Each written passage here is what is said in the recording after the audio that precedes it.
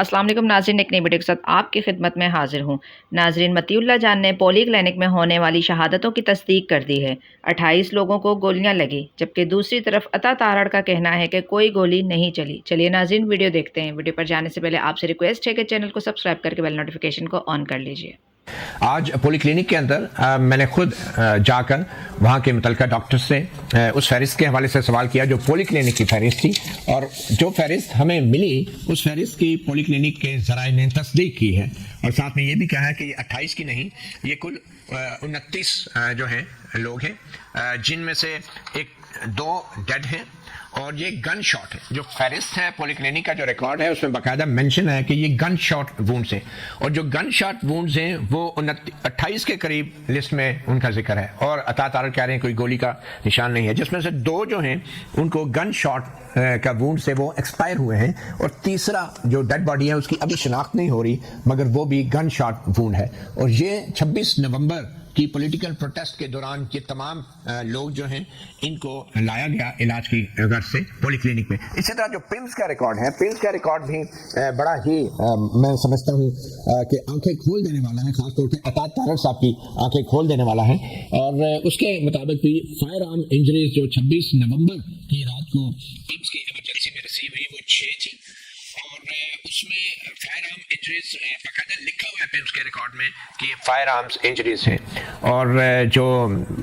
Dead لائے گئے جو کہ تصدیق شدہ ہیں کہ وہ پی ٹی آئی کے ہیں، وہ میں نے آپ کو بتا دیا کہ احمد ولی ہیں، محمد الیاس ہیں جن کا نام پی ٹی آئی نے بھی جاری کیا ہے، اور ایک نام معلوم ہے جن کے آگے پمز کے ریکارڈ میں بھی لکھا گیا ہے یہ پی ٹی آئی کے ورکر ہیں۔ تو شعیب شاہین صاحب، اب مجھے یہ بتائیں کہ یہ اسلام آباد پولیس نے ابھی تک آپ کے گرفتار شدہ جو ورکرز ہیں ان کی کوئی فہرست جاری کی ہے تاکہ معلوم ہو سکے کہ لوگ زندہ ہیں اور زیر حراست ہیں یا ڈیڈ باڈیز لاپتہ ہیں؟ کیا ہے، کوئی ڈیٹیل جاری کی ہے اسلام آباد پولیس نے ناموں کی فہرست؟ نہیں جی، ابھی تک کوئی ناموں کی فہرست جاری نہیں کی، صرف یہ بتایا ہے کہ جی 7 ایف آئی آریں درج ہوئی ہیں، وہ ایف آئی آریں بھی ابھی تک منظر عام پر نہیں آئیں، نہ ہی ہمیں پتہ چلی ہیں۔ اب پروبیبلی شاید وہ کل کسی کو پیش کریں یا کسی کو عدالت میں پیش کریں یا کوئی ایف آئی آر کی کاپی ہم لینے میں کامیاب ہو تو ہمیں پتہ چلے گا کہ کتنے لوگ واقعی وہ انہوں نے اٹھائے ہوئے ہیں اور کتنے وہ لے گئے ہیں مختلف جگہوں پہ، کتنوں کو انہوں نے غائب کیا ہوا ہے۔ بلکہ کل رات کو ہمارا وہ جو سالار کاکڑ ہے کوئٹہ والا، وہ شہداء کو ساتھ لے کے جا رہا تھا، اس کو موٹر وے سے ان کو اٹھا لیا، باقی لوگوں کو جیلوں میں تھانوں میں بند کر دیا اور اس کو غائب کر دیا۔ ابھی تک اس کے ویئر اکاؤنٹس کا نہیں پتا، اس کے عزیز رشتہ دار رابطہ کر رہے تھے کہ ان کو پتہ کر کے بتائیں یا کریٹ کریں۔ تو اس طرح کی سچویشن بہت ساری جگہوں پہ ہمیں دیکھنے کو ملی ہے۔ اچھا شعیب شاہین صاحب، کوئکلی آخر میں یہ بتا دیں کہ بہت سے تجزیہ کار کہہ رہے ہیں پی ٹی آئی بھاگ گئی، پی ٹی آئی کے دعوے دھرے کے دھرے رہ گئے اور پی ٹی آئی کی لیڈرشپ فرار ہو گئی، یہ آخری کال نہیں تھی، یہ مسڈ کال تھی، تو یہ کیا ہے؟ اس کے بارے میں آپ کیا کہیں گے؟ لیکن میرا خیال ہے کہ افسوس سے کہنا پڑتا ہے، اس وقت سوال صرف یہ ہے کہ اتنی بڑی تعداد میں اتنی تمام تر فسطائیت کو فیس کرنے کے باوجود لوگ ڈی چوک میں پہنچے، لوگ جناح ایونیو میں پہنچے اور شدید ترین احتجاج کیا انہوں نے اپنا، اور احتجاج ریکارڈ کرایا، پروٹیسٹ ریکارڈ کرایا۔ لیکن اب ایک ریاست جو کہ ماں کا درجہ ہونا چاہیے تھا جس کا، جو وہ اس طرح کی فسطائیت پہ اتر آئے، میں کہتا ہوں کہ اگر آپ کا 10 لاکھ کا مجمع ہو اور اگر صرف 10 بندے بندوقیں لے کے وہ نہتے لوگوں کے اوپر گولیاں برسانا شروع کر دیں گے تو مجھے بتائیں وہ 10 لاکھ کا مجمع نہتا کیا کرے گا؟ یا تو یہ ہونا کہ ہم ایک عسکری پارٹی ہوں، ہمیں پتا ہو کہ سامنے سے جو ہمارا دشمن ہے یا ہمارا مخالف ہے اس کے ہاتھ میں اسلحہ ہے اور ہمارے ہاتھ میں بھی اسلحہ ہے، مگر آئی جی پولیس نے تو باقاعدہ برآمد شدہ اسلحے کی نمائش بھی کی ہے جس میں کلاشنکوفیں تھی اور ایمونیشن تھا، وہ کیا تھا کہ جو برآمد ہوا ہے؟ دیکھیں، آپ ساری دنیا نے کل دیکھا، آپ کے سامنے تھا نا، کون سا ہمارا ورکر، یہ سیف سٹی کی باتیں بھی کر رہے ہیں، کوئی ایک ورکر کے ہاتھ میں مجھے اسلحہ دکھا دے۔ کل سارا دن ساری دنیا نے دیکھا، اس کو پوری میڈیا نے شروع سے لے کر آخر تک دکھایا، جب سے بلکہ اٹک پل سے آگے سے لے کر بلکہ پشاور میں سی ایم ہاؤس سے لے کر آج تک آخری واقعے تک، کون سے ویڈیو میں، کون سی آڈیو میں، کون سی فوٹیج میں ہمارے لوگ اسلحہ چلاتے ہوئے یا اسلحہ لے آتے ہوئے استعمال ہوئے۔ بےایمانی کا تو کوئی حل نہیں ہے، بدماشی اور بےایمانی کا آپ نے خود ان کا کٹا چٹا کھول دیا۔ وہ وزیر اطلاعات ہے، وہ کہہ رہا ہے کہ جی میں لاشیں ڈھونڈتا رہا ہوں، مجھے نہیں ملی، اور وہ آپ نے خود تصدیق اس کی کر دی ہے۔ ان بےایمانوں کا، ان جھوٹوں کا کیا جواب ہے؟ بہت شکریہ شعیب شاہین، ایک چھوٹی سی بریک لیتے ہیں اور بریک کے بعد اسی والے سے ہم بات کریں گے مسلم لیگ نون کے رہنما اور سینئر جرنلسٹ آصف بشیر چودھری اور ثاقب بشیر سے۔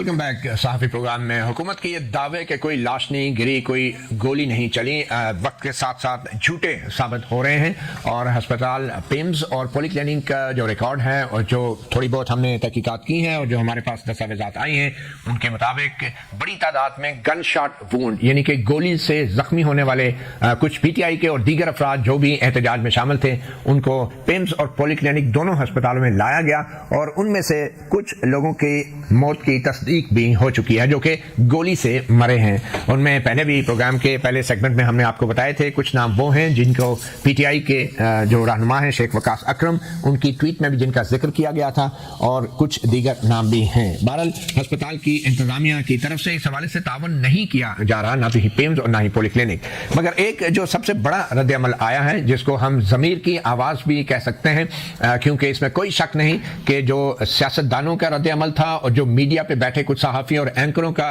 रद्द अमल था वो इतना मज़ाक़ खेज़ और तज़हीक आमेज़ था कि PTI और इमरान खान की दुश्मनी में आम लोगों पर चलने वाली गोलियों का भी एहसास नहीं किया गया और मजाक उड़ाया गया कि लोग भाग गए, फरार हो गए और जो दावे थे कि डी चौक पे पहुंचेंगे वो धरे के धरे रह गए। इसमें कोई शक नहीं सियासी तौर पे ये दावे गलत साबित हुए, मगर क्या जो कुछ कल इंसानियत के साथ हुआ लाइटें ऑफ करके अंधेरे में और फिर जिस तरीके से जख्मियों को और लाशों को अस्पतालों में पहुंचाया गया फिर हुकूमत ने तस्लीम करने से इनकार कर दिया, ये सब कुछ एक इंतहाई इंसानियत सोच था। और शायद इन्हीं हालात की वजह से और तो कोई नहीं मगर इस्लामाबाद की ब्यूरोक्रेसी के एक ऑफिसर ने इस्तीफा दे दिया और उनसे शायद बर्दाश्त नहीं हुआ और ज़मीर की आवाज़ ने उन्हें इतना तंग किया कि जो इंफॉर्मेशन मिनिस्ट्री के डिप्टी डायरेक्टर हैं पीर सलमान शाह राशिदी जो कि सिविल सर्वेंट हैं, इंफॉर्मेशन ग्रुप से उनका ताल्लुक है 38 कॉमन से, उन्होंने बाकायदा आज की तारीख में अपना इस्तीफा जो है वो सेक्रेटरी वज़ारत इत्तलात और नशरियात को भेज दिया।